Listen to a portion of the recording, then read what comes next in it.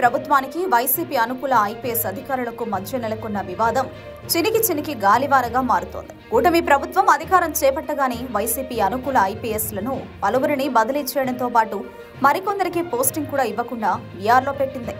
ఈ నేపథ్యంలో వీరు వైఎస్ జగన్ ను బెంగళూరు వెళ్లి కలిశారని టీడీపీ ఆరోపిస్తోంది. అందుకే వీరికి డీజీపీ ఆఫీస్ కు వచ్చి వెళ్లారని మెమోలు ఇచ్చామని చెబుతోంది.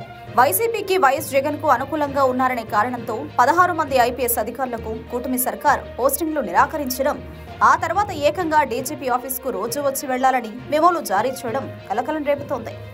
దీన్ని తప్పుపడుతూ వైసీపీతో పాటు పలువురు రిటైర్డ్ అధికారులు, తెలంగాణకు చెందిన మాజీ పోలీస్ అధికారులు కూడా విమర్శలు ఎక్కుపెడుతున్నారు. ఇందులో స్వరణ్జిత్ సింగ్, ప్రవీణ్ కుమార్ వంటి రిటైర్డ్ అధికారులున్నారు. దీంతో కూటమి ప్రభుత్వం ఇరుకున పడుతోంది. ఈ నేపథ్యంలో టీడీపీ నేతలు కౌంటర్ విమర్శలకు దిగుతున్నారు.